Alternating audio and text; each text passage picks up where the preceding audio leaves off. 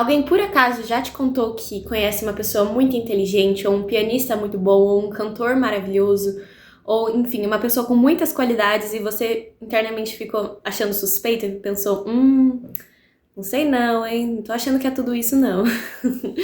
Pois é, eu sei que eu já fiquei. E conheço algumas pessoas que também reagem assim quando ouvem coisas sobre alguém que tem muitas qualidades. E vamos ver por que isso acontece. Tá, então, primeiro, o maior obstáculo à formação superior da inteligência, ou seja, o maior obstáculo para formar a nossa inteligência, não é de ordem econômica, de ordem social, de ordem política, de ordem racial, de ordem familiar ou de outras ordens que existem por aí. É de ordem moral. Ou seja, está na falta de experiência das coisas mais belas, na falta de vivência, de conviver, de assistir, de experimentar, de ter um acesso ali, né, constante, de ser introduzido às coisas belas. A alma que não é exposta desde criança a exemplos concretos de beleza, seja elas natural, artística, intelectual, espiritual e moral, torna-se incapaz de conceber, ou seja, não consegue compreender qualquer realidade mais alta do que as suas percepções corriqueiras. Vamos ver um exemplo, entender por que isso acontece. É tipo como se tivesse um sapo dentro de um poço e ele sempre morou lá no fundo do poço, na aguinha rasinha lá no fundo do poço, e o poço é muito alto, muito, muito alto. Se alguém pergunta pra ele, pra esse sapo, o que é o céu sapo vai definir o céu como um buraquinho no teto da casa dele. Então, ele vai falar, o que é o céu? O céu é um buraquinho que vem luz, ele é bem pequenininho e isso é o céu. Se alguém vier tentar explicar pro sapo que o céu não é isso, que o céu é bem maior, que o céu é grandioso e não é só um buraquinho, o sapo vai rejeitar essa informação, porque ele vai ser incapaz de adquirir esse conhecimento. Por quê? Porque aquele céu como um buraquinho de luz é tudo que ele conhece. Então, quando alguém falar, tipo, não, sapo, o céu é gigante, o céu é muito grande, piriri, pororó, pururu, o sapo vai pensar, pessoa doida, acho difícil, hein? Acho suspeito, hein? Nunca vi isso. Então, quando a gente olha para aquele exemplo que eu dei no início, né? Para uma pessoa que tem muitas qualidades, muitas características positivas, e a gente também pensa, acho suspeito, hein? Acho que não, hein? É porque nós, na nossa vida e na nossa experiência, nunca vimos isso, nunca tivemos acesso a isso, e na nossa incapacidade, nós também não somos assim, nós não temos essas qualidades, e então a gente junta uma coisa a outra, nunca vimos alguém assim e também não somos assim, então é impossível ser assim, acho difícil alguém ser assim. É basicamente assim que funciona a nossa mente. E isso acontece, de forma geral, quando a gente percebe que nós somos cheios de desgosto e ranço por tudo que seja acima da nossa precária capacidade de compreensão. Então, por exemplo, filosofia. Eu tenho uma dificuldade imensa de entender filosofia, tipo, imensa. Então, o que acontece? Eu falo, filosofia é ruim.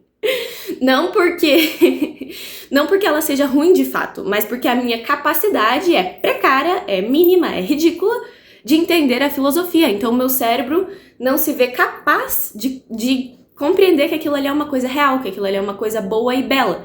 Porque a minha experiência com a filosofia é zero. Entende? Então, é meio que isso. É pela minha incapacidade interior que eu condeno as coisas que na verdade são boas. Daí não procuraria ela de uma forma natural, né? Daí vem pelo esforço mesmo. E pelo sofrimento pra entender a filosofia, no caso.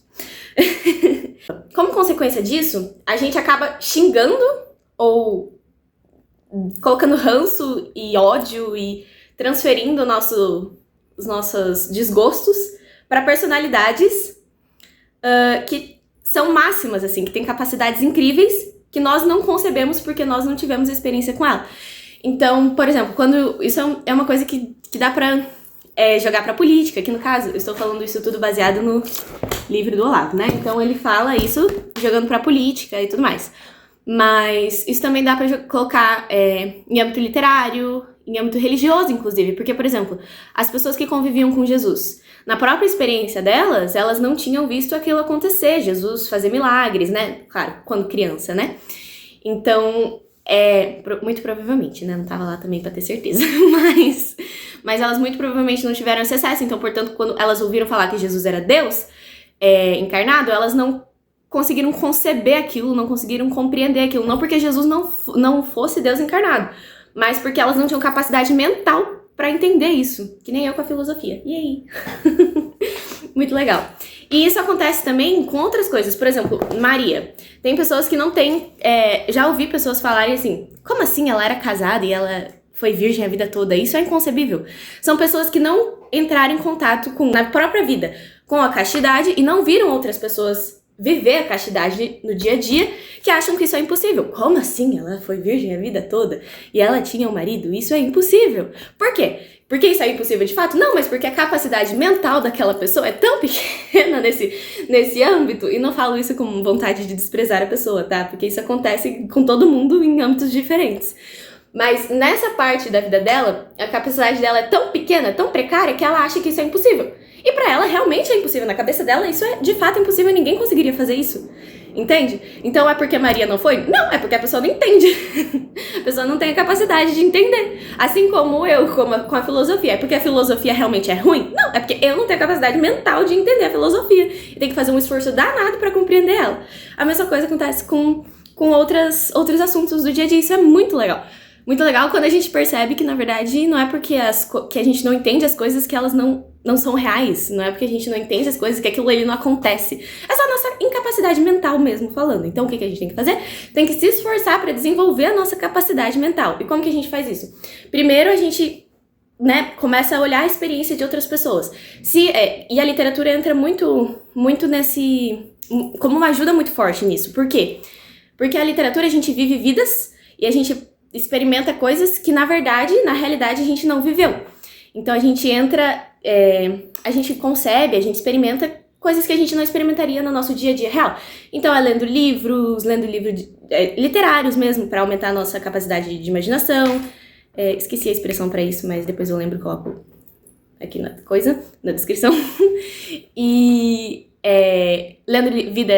lendo sobre a vida dos santos. É por isso que é tão importante ler sobre a vida dos santos, porque tem coisa que a gente fala, não, é impossível ser assim, isso aqui é muito perfeito pra ser verdade, não, ninguém vai ser assim, não dá. Sendo que Jesus falou, sede perfeito como vosso Pai é perfeito, mas aí na nossa incapacidade mental, porque a gente nunca viu ninguém tão bom assim, a gente fala, não, é impossível. E na verdade não é impossível, a gente só não teve contato com isso. Então por isso que é importante a gente ter contato com as coisas maiores do que a nossa capacidade mental pra gente entender por que elas são possíveis. É isso.